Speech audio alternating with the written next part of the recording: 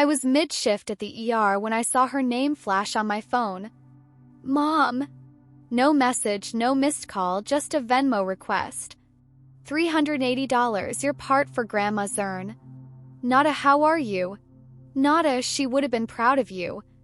Just a line item like I was paying off a utility bill. My name is Sylvie Harper, and wherever you're watching this from, don't scroll just yet. Because this isn't just a story about a funeral. It's about what happens when the people who raise you forget that love isn't a ledger. And what happens when the ungrateful daughter finally reads the fine print. The irony? I just finished resuscitating a man who called out for his daughter while flatlining. His last word was Megan, and all I could think was, my own mother wouldn't even say my name in kindness, not unless it came with a price tag. I hadn't been home to Anchorage in 4 years. Not since I left for med school with 2 suitcases and a partial scholarship I got after sleeping in my car for a semester. My mom said, "You're too proud to ask for help and too arrogant to say thank you." I said, "Help doesn't come with receipts." We haven't spoken since. Until the day Grandma Ruth died. The woman who taught me how to bake bourbon pecan pie and sneak out of church without being seen. The only one who defended me at family dinners while everyone else called me too much. So when I saw that Venmo request, I thought, surely it was a mistake. But then came the follow-up text. If you're too busy to come home and too self-righteous to contribute, don't bother showing up at the burial. No, please. No compassion. Just a warning shot. Like I was an employee who missed a shift. That message hit me harder than the night I lost my first patient. Because I wasn't just being excluded, I was being priced out of my own grief. I was 8 when I realized my mom didn't like me. Not didn't love me, didn't like me. She liked things that were neat, predictable, quiet. I was messy, curious, always asking why. Grandma Ruth used to say I was fire in a glass bottle. She meant it as a compliment. My mother thought it was a warning.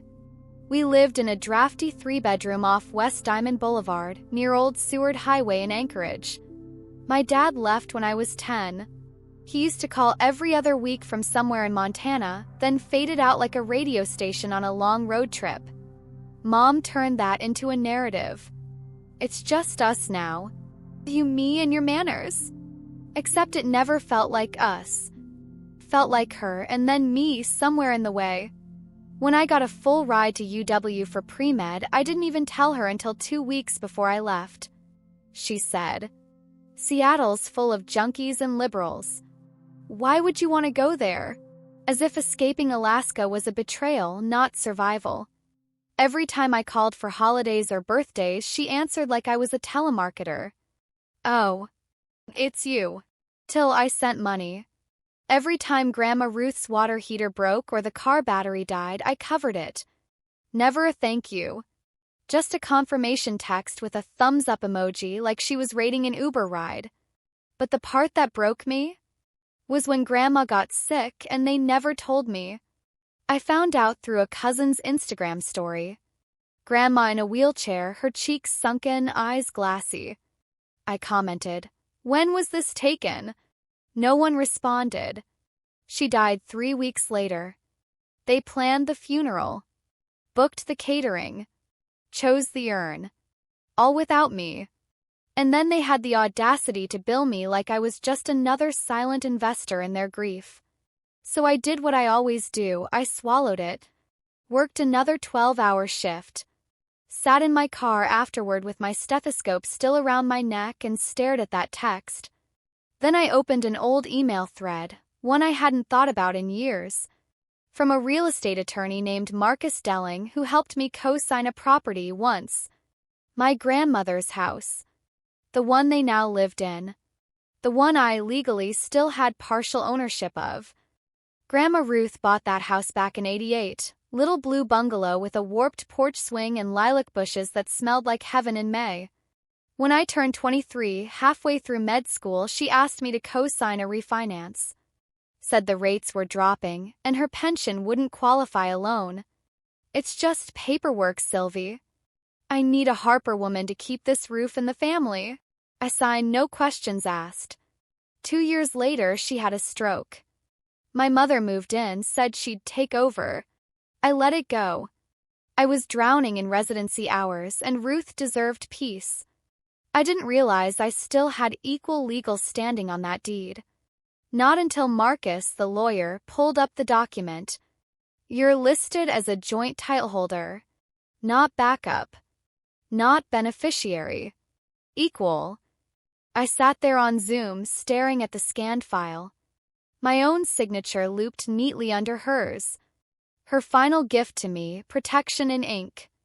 I called Marcus again the next day.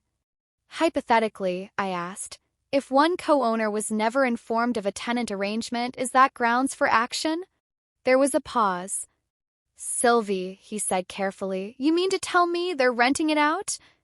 I nodded. Found a listing on Craigslist. Sunny basement suite, $1,200 per month. Quiet neighborhood, female landlord prefers young professionals. No mention of grandma. No mention of me. They'd commodified my silence. Treated my name like a credit line. And now they were charging rent in a house they told me I didn't belong in. So I made a plan. I didn't tell anyone. Didn't respond to the Venmo request. Didn't argue in group chats I wasn't part of. Instead, I drafted a formal letter, notarized, clean, and devastating. Effective immediately, I am enacting co-ownership rights over 4119 Summer Hill Road. All tenancy agreements must be suspended pending legal review. Any unregistered rental activity will be reported to municipal housing authorities. A full property inspection is scheduled. Legal counsel will be present. Respectfully, Dr. Sylvie Harper, MD, co-owner. I flew to Anchorage the night before Christmas. Didn't even tell Marcus I was coming. Rented a Subaru. Booked a cheap cabin on the edge of Potter Marsh. Drove through the silent snow, listening to nothing but the heater and my own pulse. I didn't bring gifts. Didn't bring apologies. Just brought the truth in a manila folder. I showed up at the doorstep of that blue bungalow on December 26th at 10:03 a.m. My mother opened the door in slippers and a sour expression. What the hell are you doing here? I handed her the letter without a word. She didn't even read it. Just scoffed.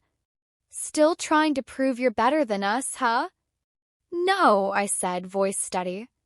I'm just done pretending you ever wanted me here. Behind her, I saw someone else, a man in his 20s holding a cereal bowl, clearly a renter. He looked at me, confused. I nodded toward him. You might want to let him know he's about to be very homeless. And then I turned and walked away. By New Year's Day, the calls started. Voicemails. Texts from numbers I didn't recognize. Even a message from my cousin Tasha. Aunt Loretta says you're threatening to evict her. Is that true? No one said. Are you okay? No one said. I'm sorry. Just panic. Because for the first time in 28 years, I wasn't bending. I wasn't asking for permission. I was showing them the contract. Marcus called on January 3rd. They're trying to file a grievance. Claiming undue stress. Emotional coercion. I laughed. Let them. I've got 10 years of silence to back me up. We filed for temporary control. The inspection was approved. The illegal sublease was reported. And the city, bless its overworked clerks, flagged them for rental violations within the week. They had 30 days to vacate or formalize an agreement with me. They chose silence. I walked through the house on a Sunday. It was half empty. A mattress leaned against the living room wall. The air smelled like someone had tried to cover up mildew with too much Febreze. In Grandma Ruth's bedroom, her rosary still hung on the lamp. Dusty. Untouched. I sat on the bed. Ran my fingers along the quilt I remembered from childhood, yellow and blue sunflowers stitched by hand. And for the first time in years, I let myself cry. Not for them. For her. For the quiet dignity she gave me. For the strength I never realized I inherited. I didn't keep the house. I converted it. Ripped out the carpet. Repaired the foundation. Called in a few favors from fellow residents and nurses. And then I reopened it as the Ruth House. A transitional home for women leaving toxic families. Women like me. We painted the porch a bold red. Hung a brass sign by the mailbox. Inside the front door, a plaque with her full name. Ruth A. Harper, love without conditions. Shelter without questions. I never Venmo'd my mom. Never sent a follow-up. Never needed to. 'Cause some debts don't need repayment. They need distance. So when people ask, "Do you regret not reconciling?" I tell them the truth. I didn't burn the bridge. I just stopped setting myself on fire to light it. And every Christmas I hang one ornament on the tree in the Ruth house. A little red ceramic heart with the words, "Home is where you're wanted." Because now, I own the deed. I own the silence. And for the first time ever, I own myself.